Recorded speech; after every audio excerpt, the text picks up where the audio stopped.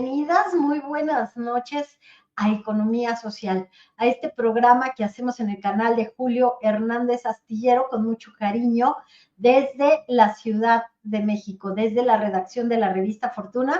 Le saluda su amiga Claudia Villegas. ¿Qué tal el crecimiento en la economía? El indicador adelantado, el IGAE de economía, pues nos mostró un crecimiento de 1% que muy pocos analistas estaban pronosticando. De hecho, había por ahí una ola de opiniones que decía que ya estábamos en estancamiento económico y nada, que la resiliente economía mexicana que podría cerrar este 2024 con un crecimiento cercano al 2%, da otra vez la sorpresa. Y nosotros en este espacio en el que ustedes saben, amigos, amigas que ya se están conectando de todo el país, les recuerdo que para nosotros sus likes, sus recomendaciones, volver a compartir el programa es sumamente importante. En este espacio, a ustedes les consta, hemos platicado ampliamente, cuando no era políticamente correcto hablar sobre una reforma fiscal, y hoy vamos a platicar nada más y nada menos que con el maestro Tonatiuh Martínez. Él es profesor de nuestra gloriosa Facultad de Economía de la UNAM y también él es maestro en finanzas y política energética y es economista. Bienvenido, maestro Tonatiuh, gracias por estar aquí con nosotros. ¿Sí nos escucha? Yo sí, ¿se cortó? No, sí, estamos en línea, querido Tonatiuh. Okay. Muchísimas gracias. En este 22 de noviembre, cuando ya tenemos paquete económico, cuando van a empezar pues las negociaciones, las comparecencias de los funcionarios para saber si está bien diseñado o no está bien diseñado el paquete económico, te quisimos invitar a platicar de la reforma fiscal posible, pero antes no queremos dejar pasar la oportunidad de que nos des tu opinión sobre el presupuesto de egresos para 2025. ¿Cómo lo ves, querido Tonatiuh? Bien, creo que se mandan distintos mensajes. Uno es el que se atiende al déficit público y a su reducción, como ya se había planteado hace algunos meses.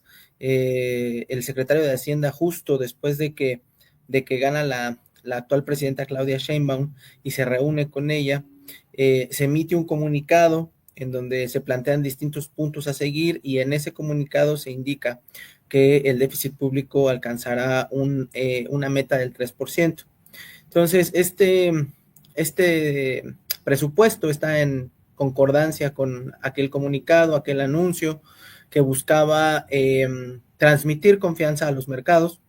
Creo que al mismo tiempo este presupuesto asegura el gasto social, que ha sido una política exitosa del gobierno. Creo que se transmiten mensajes también de un modelo de economía moral en términos de que se respeta la austeridad republicana. También se presenta en este mismo documento y se habla de la transición energética, una responsabilidad primordial que está poniendo sobre la mesa la presidenta Claudia Sheinbaum Pardo, y todo bajo un análisis riguroso de la Secretaría de Hacienda, que no sobra decir, ha acertado y ha estado mucho más cerca en términos del crecimiento real de la economía desde hace 3 años respecto a lo que comentan los supuestos importantes analistas de la economía nacional. Entonces, me parece un presupuesto sano, responsable y que no descuida a la población y a la población mexicana. Gracias, Tonatiuh. Y en medio de esos desafíos para seguir desarrollando una política social exitosa, pues mucho se ha hablado de la necesidad de una reforma fiscal. ¿Qué tipo de reforma fiscal se podría pensar? Si no es este año, pues el próximo, que casualmente, Tonatiuh, también coincide con un poco más de presión en el manejo de la deuda del gobierno federal. ¿Tú cómo ves la mejor reforma fiscal? Bueno, para hablar de reforma fiscal, creo que tendríamos que hablar de distintos puntos. Uno es por qué México necesitaría una reforma fiscal.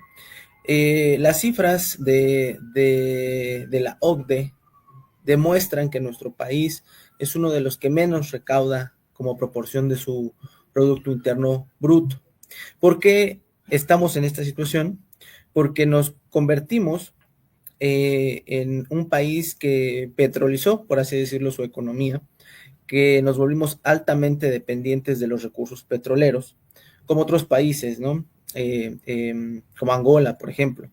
Y, y nunca hicimos el esfuerzo, los gobiernos anteriores no hicieron el esfuerzo, más bien no hicieron el esfuerzo estos gobiernos neoliberales para transformar e incrementar los impuestos los ingresos no petroleros.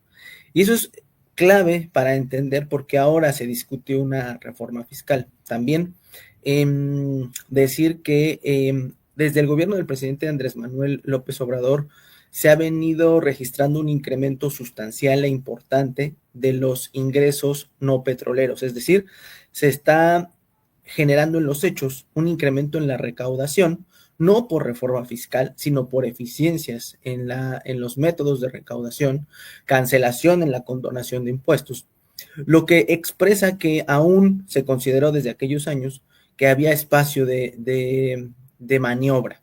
La presidenta entra a este sexenio, en distintas entrevistas se le hicieron y ella contestó que no estaba buscando una reforma fiscal en ese momento. Pasaron las elecciones, al secretario de Hacienda se le ha tratado también de presionar en ese sentido para que sea muy vocal y esté, digamos, del lado de la postura de una reforma fiscal. Yo en lo particular soy bastante crítico con aquellas personas que hablan simplemente y dicen, hay que hacer una reforma fiscal. Piketty, en este libro del Capital en el siglo XXI, establece claramente que para hacer una reforma fiscal a las herencias, que es una de las posturas de estas personas que dicen reforma fiscal todo el tiempo, él dice, Piketty, que tendrían que ponerse de acuerdo todos los países del mundo porque los grandes capitales podrían refugiarse en estos paraísos fiscales. Entonces, no os parece una solución, al menos para él, completa. Yo creo que a nuestro país, y así también lo ratifican los datos, le hace falta un entendimiento desde la parte municipal y desde las entidades federativas para elevar la recaudación. Yo ponía hace poco el ejemplo de Tijuana, en donde ya modificaron el cobro de predial y ahora lo van a cobrar por los metros cuadrados construidos, lo cual sin duda va a traer un revuelo importante, pero va a ser muy necesario hablar desde lo local para poder incrementar la recaudación. Son muchos los estados como Jalisco, un ejemplo muy claro y que ha estado en el ojo del huracán recientemente, que no recaudan, no tienen mecanismos. Hacienda mismo se ha visto o ha intentado asesorarlos. El secretario de Hacienda en su comparecencia dijo que está dispuesto a ayudarlos con apoyo técnico para que ellos puedan mejorar su recaudación, y es que quedan mucho a deber las entidades federativas en la materia. Tonatiu, es porque en ese esfuerzo recaudatorio se involucra un costo político y las entidades federativas, igual que platicábamos sobre el asunto de los servicios públicos que no culpamos al municipio, al Estado que no hace esas obras, sino decimos a nivel federal tienen la culpa. Pareciera que se esconden en la responsabilidad del gobierno federal. Entonces deberíamos observar que a nivel estatal y municipal también hay responsabilidades, Tonatiu. Mucha, y tienes razón, esta parte del costo político es importantísima entenderla y explicarla. Sobre todo cuando los promotores de una reforma fiscal aseveran que modificaciones al ISR traería incrementos en los ingresos, cuando tenemos una economía que tiene un mercado formal y un mercado informal casi en la misma proporción, lo cual nos habla de que a través de una reforma fiscal que implique incrementos al ISR, solo se estarían incrementando y taxando a una parte de la población, no a toda la población. Una reforma integral debe de justo ser global, o que enfoque a la mayoría de las personas que generan distintos o tienen distintas actividades económicas, personas físicas o morales. Y creo que uno de los componentes fundamentales de la reforma fiscal no nada más es la recaudación, sino también el gasto. ¿Y a qué me refiero? A que estos nuevos mecanismos que uno u otro gobierno puedan generar para recaudar más, deben de tener etiquetados los recursos para que pueda entenderse y explicarse por qué se está incrementando los recursos y para qué se están incrementando, para qué se está usando este incremento de recursos. En ese sentido, podríamos pensar en etiquetar o taxar distintos bienes, por ejemplo, y destinarlos a fortalecer la pensión para adultos mayores, que es para todas las personas de más de 65 años. Ahora van a entrar las mujeres de más de 64 años en este primer año, que será progresivo hasta llegar a los 60, y de esa forma, y con este ejemplo, lo que quisiera decir es que tenemos que etiquetar los recursos de forma correcta para hacer sostenibles ciertos gastos que van a crecer en el tiempo, y de tal forma que no represente un costo político tan elevado, si es el caso, de los gobernantes en turno. ¿Y se intentó alguna vez etiquetar los recursos que se obtenían de los impuestos al cigarro? ¿Tú te acuerdas? Que se formó un fondo, que estaba ahí metida la Secretaría de Salud, que después derivó en el Seguro Popular, y creo que no funcionó porque era recaudatorio y había como un estímulo perverso de las autoridades de no tener campañas adecuadas contra el tabaquismo para que hubiera más impuestos. Entonces, creo que el aspecto recaudatorio, como bien dices, tiene que marcarse claramente qué se cobra y para qué se cobra. ¿Tú qué opinas, Tonatiu, de aquel viejo impuesto que en términos actualizados sería como el impuesto a los ricos, ese impuesto que se derogó, me parece que en el gobierno de Miguel Alemán, que era el impuesto a las herencias, el impuesto al gran capital, que se derogó y que fue la misma época en que se aprobó el impuesto para consolidar impuestos, pérdidas. Entonces, como vemos en la historia, el manejo de los impuestos al gran capital, a las grandes fortunas. Decía en algún momento el maestro Gerardo Esquivel, el doctor Gerardo Esquivel, que era necesario hacer una diferencia en los impuestos para el impuesto sobre la renta, en las tasas para el impuesto sobre la renta, porque no es lo mismo grabar la renta para un trabajador que para un millonario. Entonces tiene que ser diferenciado, ¿no? Y progresivo. ¿Cómo ves tú el impuesto a las herencias? O sea, entiendo la, la propuesta. Creo que sin duda quien más tiene, y sobre todo conforme se han hecho los súper ricos en nuestro país, que ha sido a través de este capitalismo de cuates y de corrupción, a través de hacerse de bienes públicos y privatizarlos, pues debería de haber una consecuencia y una redistribución de este exceso y de estos procesos que al final del día muchos no fueron lícitos y los beneficiaron y a sus familias. Creo que sí, o sea, entiendo la coherencia y la propuesta, creo que tiene bastante sentido. El problema desde mi punto de vista es las vías todavía que se tienen para evadir este tipo de impuestos. Por eso mencionaba lo que Piketty en su momento decía. Si no, los gobiernos no se coordinan para hacer este tipo de presiones y de nuevos mecanismos, los flujos o la riqueza que tengan estas personas, que no sean evidentemente bienes materiales, podrán irse a paraísos fiscales y evitar entonces ser grabados. Hay algunos ejemplos y tal vez nuestro auditorio más joven podrá entenderlos, donde streamers, sobre todo españoles, cambian de residencia de España, salen de España y cambian su domicilio fiscal para poder evadir impuestos. Creo que en Andorra es a donde están migrando. Entonces, este tipo de ejemplos pueden expresar y esclarecer cómo justamente se toman vías de escape para tratar de evitar todos estos mecanismos de redistribución. Al fin y al cabo, yo creo que lo que se está proponiendo actualmente, si bien no es una reforma fiscal, en los hechos me refiero al proceso al gobierno del presidente Andrés Manuel López Obrador, no fue una reforma fiscal tal cual, pero sí lo fue en los hechos, evidencia que pueden incrementarse los recursos y que debe de cambiar la forma del gasto. Al final, una política fiscal que es parte también de todo esto que estamos discutiendo implica el cómo recaudamos y en qué lo gastamos. Entonces, creo que se deben de explorar, sobre todo en mercados latinoamericanos, otras formas de explicar este incremento, esta necesidad de incrementar los recursos para el gobierno en favor del pueblo, sobre todo porque estamos viendo que los gobiernos en México han demostrado y están por seguir demostrando que puede hacerse mucho más con lo público.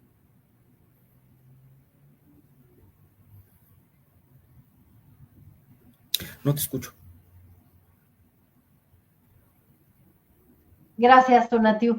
Qué bueno que nos recuerdas que se está reescribiendo la historia, que con lo público se puede hacer más, que los presupuestos no siempre tienen que ser inerciales, que pueden ser disruptivos y que pueden cambiar el rumbo de sectores, de regiones, a veces hasta cambiar la vida de las personas. Y yo te quiero preguntar algo que a mí me tiene un poquito preocupada. La ejecución de los recursos, de las transferencias, de los apoyos, yo sé que está fortaleciendo el consumo interno y el mercado interno, pero ¿no crees que se podría invertir mejor con una política que estuviera pues focalizada, con seguimiento, como se hizo en el pasado? O tú como economista, como experto, sí ves que va por ahí, porque la efectividad presupuestal que tiene la red de protección social es impresionante. Y en este último trimestre lo vimos. Salieron de escena los apoyos sociales por elecciones y la economía cayó en un choque de demanda. Regresan los apoyos y regresa el crecimiento de la economía. ¿Cómo lo ves tú como estudioso de los fenómenos económicos? Sí, tienes razón en términos de que si se detuvieran o cuando se detienen por efectos de las restricciones en materia de democrática, en este caso, ¿no? Porque fueron las elecciones y tenían esta situación, pues vimos una disminución en el consumo interno. Eso explica también muchas cosas. Una, que durante la pandemia este tipo de mecanismos sirvió justamente para aliviar la olla familiar y mantener a flote a muchas familias que estaban integradas desde el abuelo, la esposa, el esposo, los hijos que iban a la escuela, en fin, nos sirvieron como una suerte de amortiguador ante la crisis.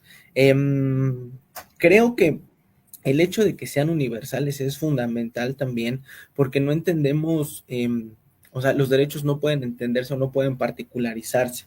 Tal vez en algún punto, y no digo que sea inmediato, puede proponerse cierta progresividad sobre, por ejemplo, la pensión que recibe, la pensión no contributiva me refiero, que recibe algún diputado ya mayor, en fin, personas que no necesariamente lo requieran, pero no ahora porque justamente se explica y lo que tratamos de explicar y se trata de explicar es que son derechos y por eso se están otorgando, ya están en la Constitución, la seguridad social en su conjunto es un derecho, las pensiones forman parte de la seguridad social, entonces deben de entenderse su integralidad.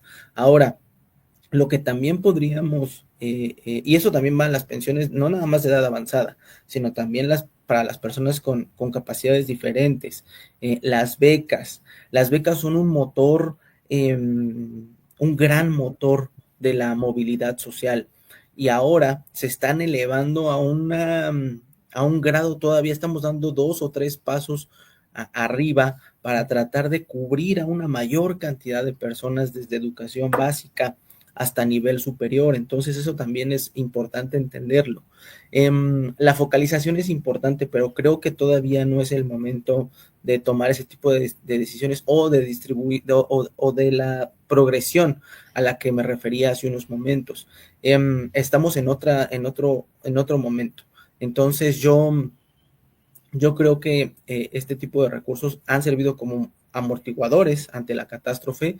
Se respeta su función como derecho humano, se garantiza como derecho humano y sobre todo entendiendo que nuestra población en edad avanzada no iba a tener una pensión derivado de la reforma de 1995 que empezó en 1997. Entonces, las pensiones yo creo que han sido un éxito y en general los programas sociales como Sembrando Vida, otro también que ya se llevó al G20 como propuesta, no nada más para mitigar los gases de efecto invernadero, sino también como una propuesta de paz, de detener la migración.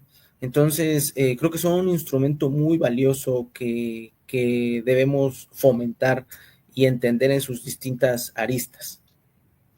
Tonatiuh Martínez, profesor de nuestra Facultad de Economía, te agradezco muchísimo todos estos conceptos, pero ya me dejaste súper interesada en cómo ir analizando en el tiempo y en los diferentes momentos estos apoyos sociales, Tonatiuh, porque creo que tienes mucha razón y ojalá pudiéramos platicar después cómo son también ese anhelado mecanismo de redistribución económica para combatir la desigualdad.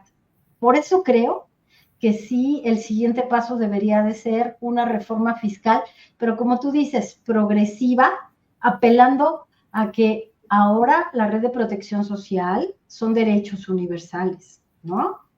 Claro que sí. Claro que sí, Gracias. Claudia, pues yo te agradezco mucho la invitación. Creo que el esfuerzo que hacen acá para hablar de la economía social es increíble y felicidades nuevamente por todos los éxitos. Gracias, Tonatiuh. Y quiero invitar a la audiencia de Astillero para que nos vean el próximo domingo, ¿verdad? Vamos Sí, a estar. Cuéntanos, por favor. sí, vamos a estar desmenuzando el paquete económico de 2025 que ya se presentó ante la nación y vamos a hablar de los mitos que están envueltos o que lo envuelven en los medios de comunicación masivos y convencionales que tratan de desvirtuar todo lo bueno que puede tener. Vamos a hablar de cómo se construyó, de la opinión que dan algunos expertos o autollamados expertos en la materia, y va a estar muy interesante. Yo disfruté mucho la charla contigo y los invitamos a verla. Así es, el próximo domingo 8 de la noche, en estas mesas especiales que está realizando Canal 11, vamos a estar por ahí, Tonatiuh Martínez, va a estar Víctor, va a estar Aramburu. Aramburu, va a estar Alonso, y bueno, pues vamos a tener muchísima audiencia, esperemos, querido Tonatiuh. Te mando un abrazo y ojalá que tengamos más aventuras de disertación en torno a la economía, que contigo pues es un verdadero privilegio. Muchas gracias por la invitación. Gracias, que pases una excelente noche. Igualmente. Gracias, amigos, pues nos quedamos aquí súper entretenidos platicando sobre economía, sobre equidad. No puede haber economía que no sea la que piense en la igualdad. Y bueno, como es viernes y nos toca un postre después de tanto trabajo, de tanta disertación, de tanto cansancio, ya comienza la ciudad a sentirse súper presionada con el tráfico. Y yo le quiero dar la bienvenida a el lujo de este programa de economía social, a Natalia von Rete, que nos tiene preparada pues una fórmula maravillosa, vino, pero comida, maridaje perfecto. Querida Natalia, ¿cómo ya te va entrando a esta época navideña donde espero que Bembolere tenga muchísimos pedidos? Me va increíble. Hola Claudia, me encanta esta época, pero me encanta esta época porque hace mucho frío y porque es una época de muchos reencuentros con amigos, con familia, reuniones. Entonces, bueno, eso es lo increíble. Te está saludando toda la audiencia, querida Natalia, mándales un saludo. Siempre están esperando con mucho gusto tu sección. Me encanta y los saludo con el corazón. Me encanta que además pues han publicado sus fotos, se han hecho las recetas y han empezado a acercarse al mundo del vino, porque acuérdense que el vino es cultura. Entonces, me encanta eso, me encanta y les mando un saludo y ya es viernes y les traigo un vino muy rico que además tú lo conoces muy bien porque ha formado parte de nuestras celebraciones. Es un blend, un vino de Oh, una sí. combinación de uvas delicioso, que además es muy accesible, obviamente es mexicano y es multipremiado. Ahí estamos viendo que el año pasado recibió la gran medalla de oro en el concurso de Bruselas y bueno, pues en otro concurso que se llama Cava 99 también recibió un premio muy importante. Y bueno, pues se los traigo para maridar con carne, por fin, porque siempre me dicen, siempre hacen pastas. Siempre Bueno, hacemos pasta.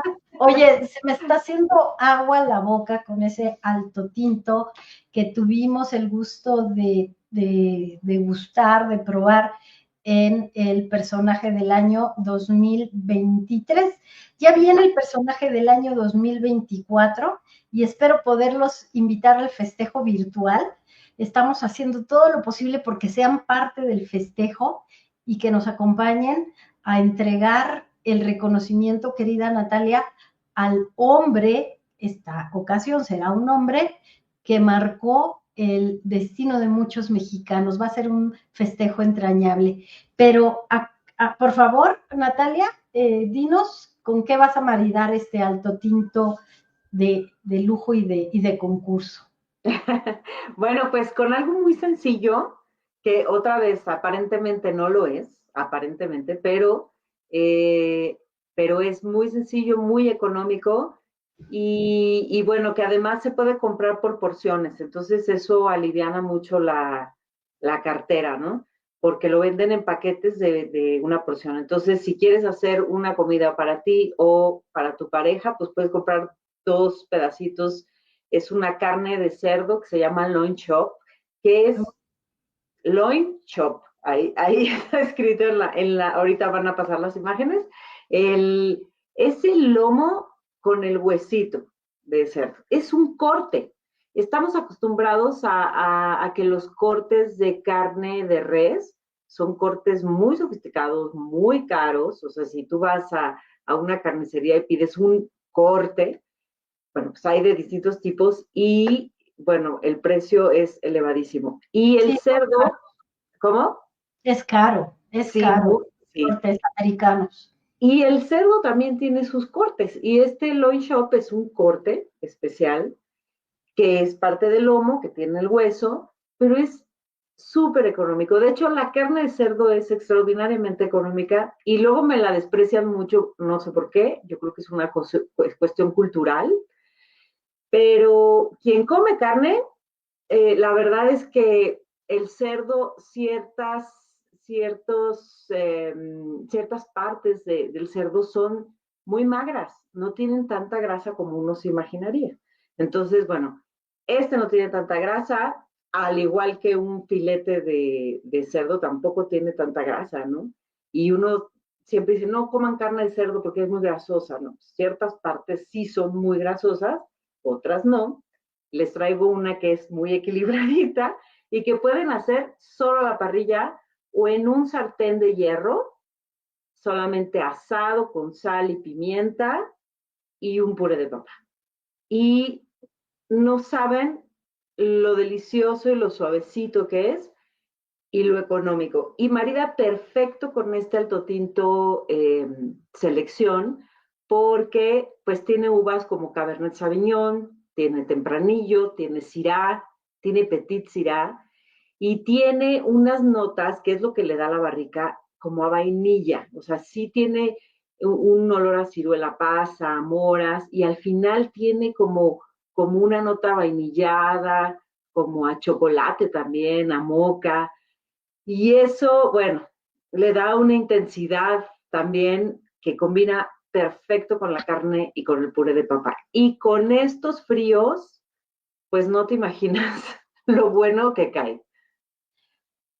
Querida Natalia, se me está antojando ese corte long chop. No tenemos foto, ¿verdad?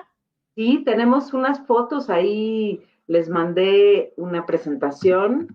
Ah, déjame ver si las tenemos por acá, porque se me está antojando, no sabes de qué manera. Porque tengo aquí lo tengo. Mira, yo les quiero contar una anécdota, casi a manera de chiste. A ¿Sí? mí me gusta mucho la picaña, pero la picaña es un corte, podríamos decir, que solamente se vende en las tiendas de autoservicio en piezas de kilo y medio, dos.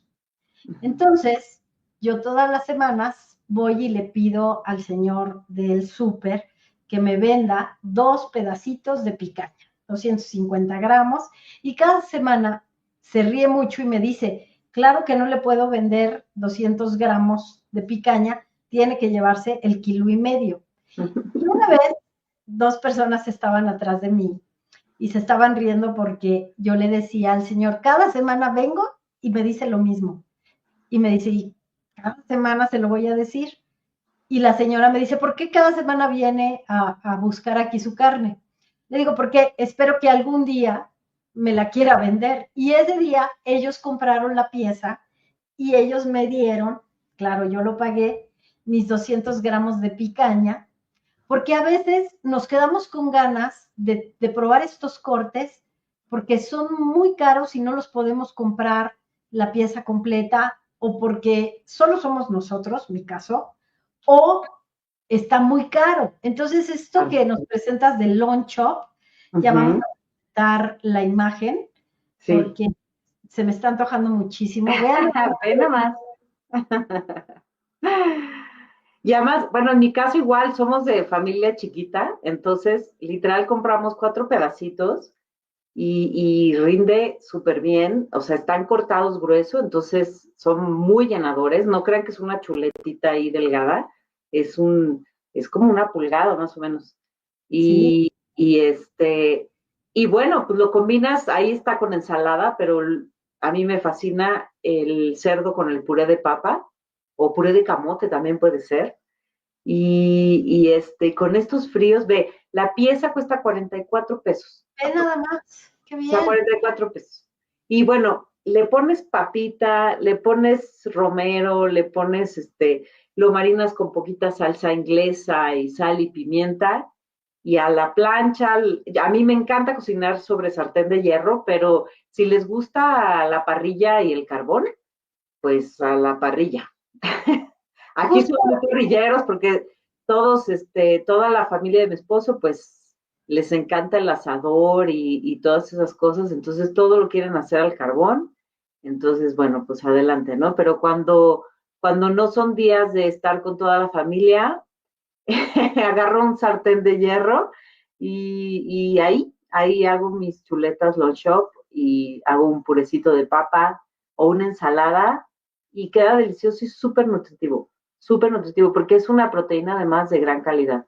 Y bueno, está este vino que es muy premiado, muy bueno, pero fíjate, el precio no es un no. precio muy elevado y además siendo un vino mexicano, porque ya sabemos que el vino mexicano pues tiende a ser un poco los costos por los impuestos un poco elevado, ¿no?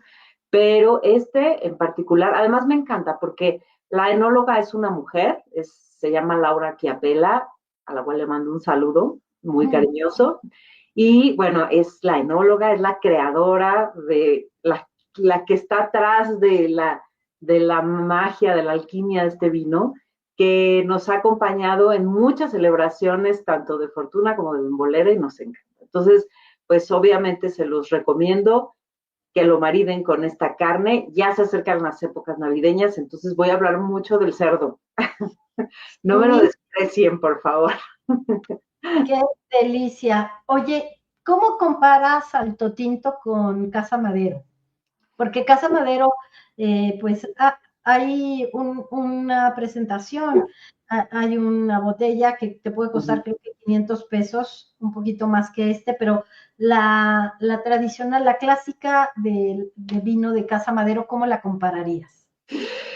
Híjole, son muy diferentes, ¿no? Para empezar, son dos terruños distintos. Uno es de Baja California y el otro es de Coahuila. Sí. Entonces, son dos mundos diferentes. Y por otro lado, Casa Madero tiene mucha tradición y con eso también quiero decir que son muchísimos años y acuérdate que los viñedos pues tienen mucho que ver con el tiempo, las vides pues son diferentes, entre más tiempo tienen, pues las uvas son diferentes, ¿no? Y Alto Tinto es una bodega relativamente nueva, aunque, bueno, todos sus vinos, todos sin excepción, son de muchísima calidad, ¿no? Pero bueno, vamos, son dos terruños diferentes. Casa Madero a mí en particular me encanta también, me fascina y es un vino además ultra conocido. Todo el mundo conoce Casa Madero. Alto Tinto no, por eso se los traigo aquí, para Sí, que lo conozcan. por eso te preguntaba, porque es bueno conocer otras grandes pues etiquetas, marcas mexicanas y Claro. hacer esa diferencia, ¿no? De la zona de Coahuila y Sí. de Baja California, que en sabor, ¿cuál sería la gran diferencia? Ay, bueno, Baja pues California. mira, Baja California está cerca del mar, entonces a veces es un poco una crítica y a veces es algo que, bueno, pues al final le da su personalidad, ¿no? Y que los vinos son un poquito saladitos, porque están cerca del mar, el mar Oh, sí. baña las vides, ¿no? Y Coahuila, ¿no? Entonces, bueno, ni se diga Querétaro u otras zonas como Chihuahua, por ejemplo, ¿no? Entonces, esa particularidad, pues sí los hace diferentes.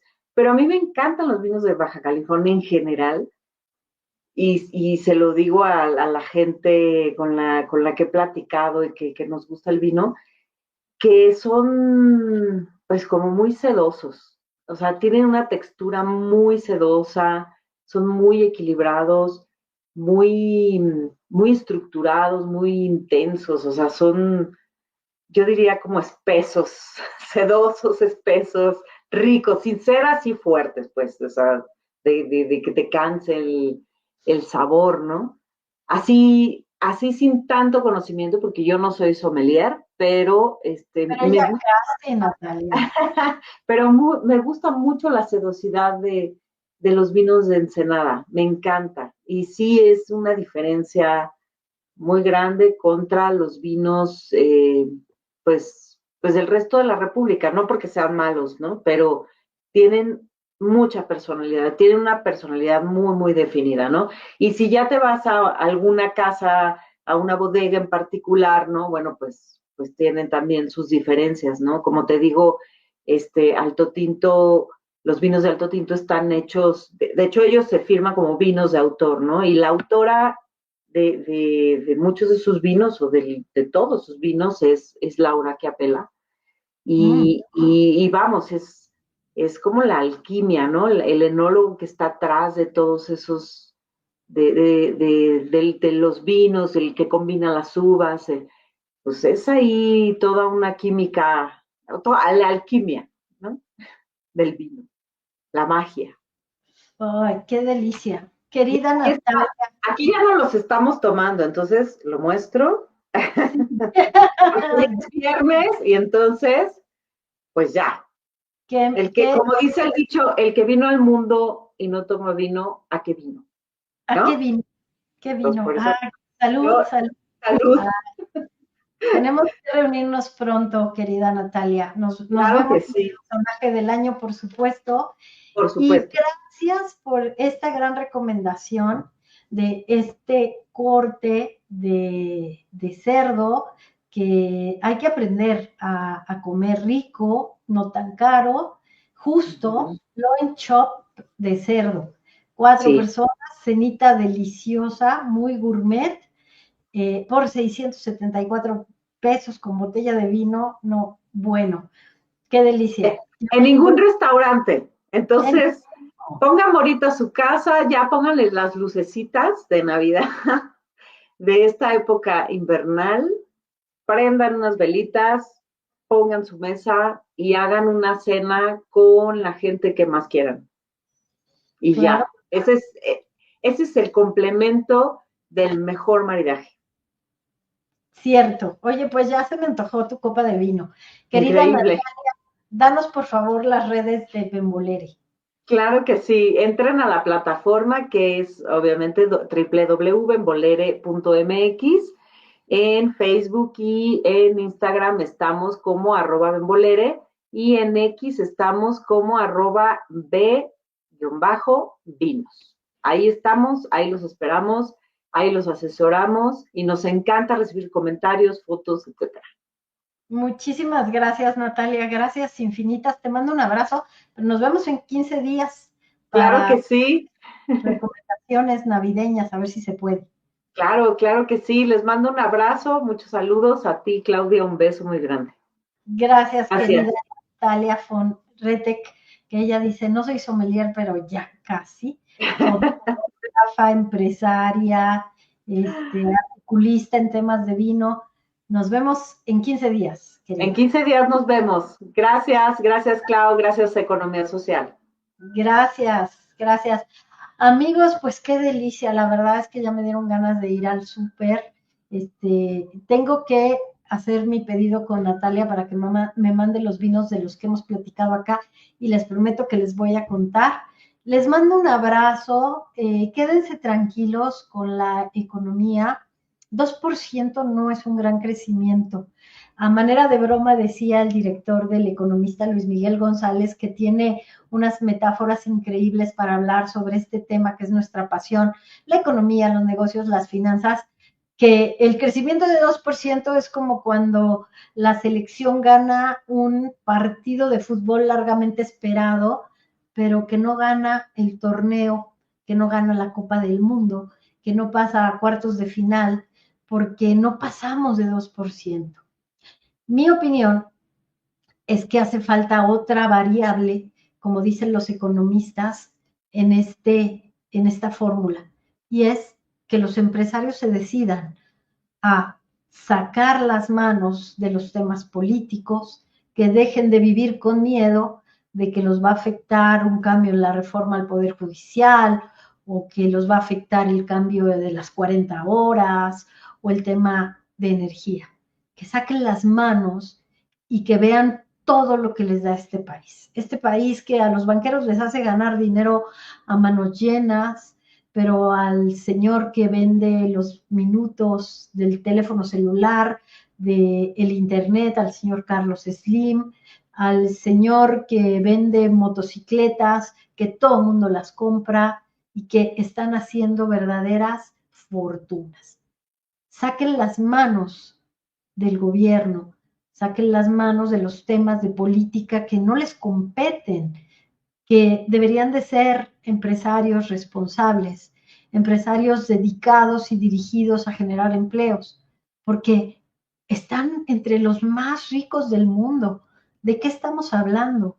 Creo que si estos empresarios sacaran las manos, y se los digo respetuosamente, este país podría estar creciendo a tasas del 3, del 4, del 5%. No solamente en el milagro económico, como fue también después de la Segunda Guerra Mundial el milagro económico de Italia, no solamente en el periodo del desarrollo estabilizador, es que pudimos crecer a tasas del 7% cuando gobierno y empresas caminaron juntos. Pero el problema comenzó y luego por eso tuvimos el 68, el halconazo, cuando los empresarios quieren, como diría Robinson Acemoglu, quieren meter las manos para tener más beneficios.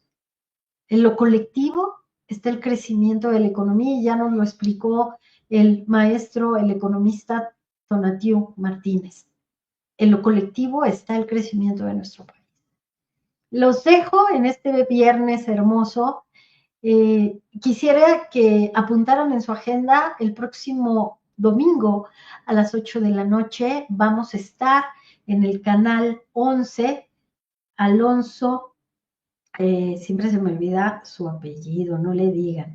Alonso Romero, mi amigo Alonso Romero, va a estar, por supuesto, Tonatiu Martínez, los dos economistas, Víctor Aramburu, que también es un gran economista.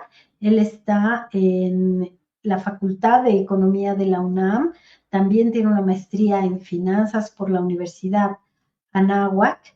Y como les decía, vamos a estar en el canal 11, en la mesa, sobre austeridad y prosperidad compartida, el presupuesto 2024. Nos va a entrevistar la periodista que ha estado encabezando todos estos esfuerzos de diálogo, de reflexión en Canal 11. Vianey Fernández estará a cargo de esta emisión, Alonso, Tonatiu, su servidora Claudia Villegas y Víctor Aramburu. Gracias, querido Juan Manuel, por tu maravillosa producción en tiempo real, por tu apoyo, tu amistad. Gracias, maestro Julio Hernández, por dejarnos hacer periodismo aquí en su espacio de YouTube. Gracias infinitas siempre a Marta Olivia por la entrevista los viernes, a la tripulación astillero. De verdad los quiero y los quiero mucho. Gracias por la oportunidad de conocer a toda esta audiencia tan entrañable de Astillero. A los críticos también, por supuesto. ¿Por qué no? Hay que aprender a escuchar y a mejorar. Soy Claudia Villegas, directora de la revista Fortuna, Yared Arciniega en la producción, en la conferencia matutina todos los días, mi querida Yared, y Juan Manuel Ramírez, productor y enlace en todo este gran programa de economía social. Regálenos un like, lleguemos a 400 para llegar mínimo a 4,000, 5,000 personas. Les mando un beso, un abrazo, que tengan un excelente fin de semana. Abrácense, quiéranse mucho, que tenemos nuestro país y eso vale mucho. Gracias.